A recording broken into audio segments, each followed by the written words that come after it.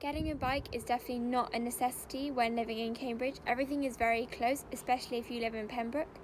But obviously there are other factors to consider. Maybe you have a faculty which is further away, or you might have an activity which requires you to go a bit further out, but it's never a necessity, and there are other ways to get around Cambridge if you really don't want to have to ride a bike. So lots of students in Cambridge do own a bike. I think at Pembroke, depending on your subject, it's not necessary. I've definitely had friends who, throughout their 3 years, have not needed to buy a bike, have just walked everywhere, or I know a lot of people that get the bus around Cambridge. I'd just say that for me, having a bike just made it slightly more convenient to get around.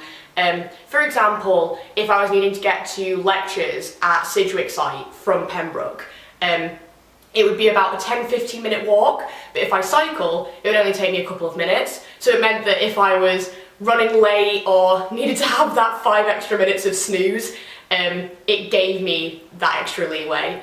And also there are definitely some faculties that are further away than others.